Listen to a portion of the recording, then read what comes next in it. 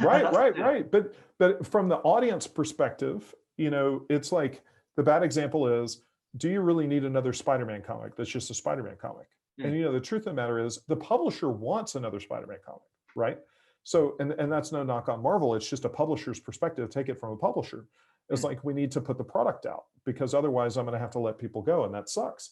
But artistically, the audience wants something different, and sometimes they don't even know it. And so it's definitely like there's all those different urges together. And I think like what I'm talking about there is definitely, this is my I'm about to say this, I hate myself for saying this, Ross. It's about my own creative journey.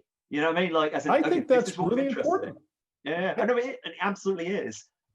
Being British and of working class backgrounds, I want to kill myself as I said that, but at the same time, that is 100% what it is.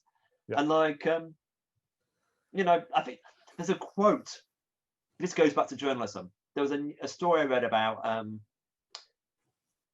It was a Nobel Prize winning physicist, I think. Someone will correct me, I'm sure. And he regularly got asked, how do you know if you're going to do Nobel Prize winning work? And his answer was, okay, you have to ask yourself two questions. One, what is the most important question facing your field? Two, are you working on it? Yeah. And that's wonderful, clear. But as a journalist, me and the editor of PC Gamer, after I'd gone freelance, we used to quote it at each other. And it was always, because the important thing for a journalist or a critic was, what do you think the most important question is? Not what we go for, you know what I mean? And then it was always like a dare to each other. Okay, give us something cool. What's the next big thing? And like for any creative, the question of, okay, what's the important thing? What do you want to do, really?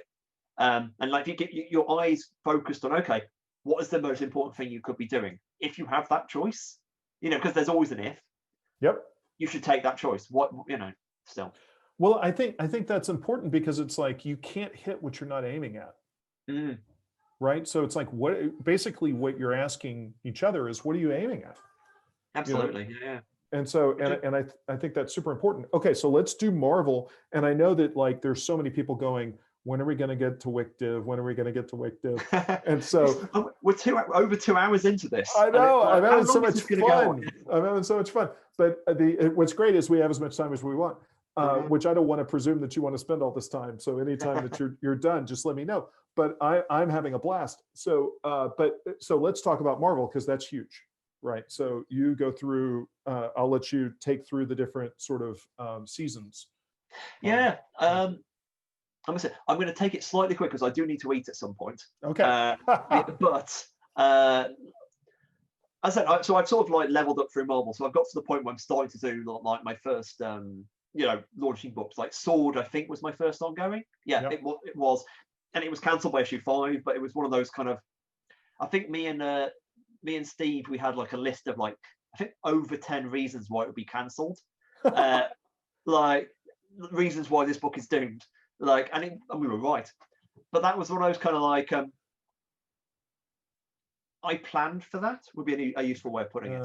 As in, like, I say this often, I planned for success, but I also planned for failure. Like, I knew where that book was going, but I also designed it to be, if this ends at issue 5, which I think it will, it's a cool ending. You know what I mean?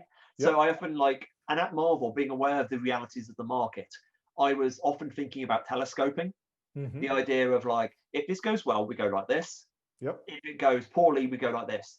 And like, especially because when you're working at Marvel, especially in that period, there were so many crossovers. You were aware, like, you could plot a course, and it's like, can you really trust you're going to be able to plot that course? No, you have to plot a slightly different thing. So that was so much of what I learned there. I think the apex of that was like Journey into Mystery, the Loki book I did. Huge. Where when I was plotting that, I knew it was coming into a crossover, and I actually plotted it to aggressively take over any crossover it came into contact with. It was like one of those little animals who take, one of those little insects who drills a hole in your head and tries to control you. You know what I mean? And that's kind of the meta nature of like writing in a big 2 universe, which taught me a lot about time. It was a great way to push myself as a writer in lots of ways. And it was like, I thought it was interesting. I highly enjoyed my time at Marvel. You know, I definitely, and I think by the time at the end of it, I was burnt out and wanted to leave, and I did. That's always that's the other thing. I can tell if I'm getting bored, and that's the thing. That's why I left games journalism. That's why, like, I got quite conscious that oh, I'm close to not wanting to do this anymore. I need to change up. So when I finished at Marvel with like Angela was one of the last books I did, and I could tell it this is quite hard for me to write this. And then I started doing Star Wars at the same time, and Star Wars was so freeing. I realized, oh right, really get out, because this is so much more fun. But to go earlier at Marvel, it was like I view my time at Marvel like I felt like a supporting actor, and not in a bad way, like in a quite a good way. In that I was, you know, there were big crossovers which I never wrote, and I wrote big books, but they like I'm smiling. How much of this story can I tell? My big break at Marvel, and I think the thing that set the tone for me being a really good supporting and like almost like a Mr. Wolf problem solver, like which is egotist, you know, like Pulp Fiction. The idea if something was a problem, I might be able to handle it. I took over Thor after JMS left. Yes. Which like people can Google. There's all manner of stuff there, but basically did involve me having to take over this book, and I had no idea how it was going to end. So, and then I had 3 issues to get Thor and all the Asgardians back to America. They were presently in Latvia with Doctor Doom. I had to basically make Loki be trusted by the Asgardians again. And the last thing we'd seen was him dissecting a bunch of fellow Asgardians with Doctor Doom, and the Asgardians know about it. Wow. I had to have Thor involved. Thor wasn't involved in this plot. He was off in America doing his own thing. And there was something else as well. And I had no idea how JMS was going to end this final issue. So I sort of sat there and I plotted. I read his run incredibly intensely and looked at the sort of stuff that was just left floating. And thought, okay, how can he end it? So I tried to, as a writer, reverse engineer what he could possibly do. And it was like chess. Like, so when I got the final script, I went through it.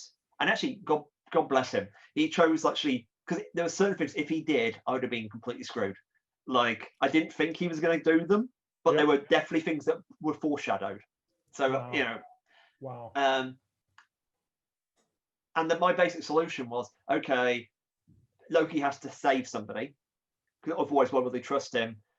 They've set up a thing a few issues earlier where Doctor Doom is vivisecting an Asgardian. Look, the heart will beat for X number of minutes after it's left the body. Something like that. And I go, great. That, as a writer, for me, that says I'm going to tear a heart out of a body, then stick it in again. So I knew I was going to murder an Asgardian in my first scene, and then by tearing their heart out, and then Loki brings the heart back, and the only question became, who's that going to be?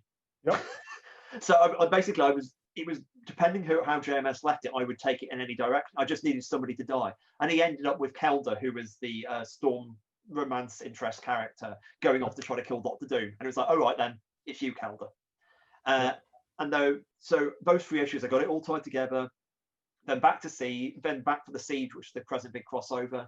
That was meant to be 2 issues, became 3 issues, then became 4 issues, then became another 4 issues and 2 tie-ins to that.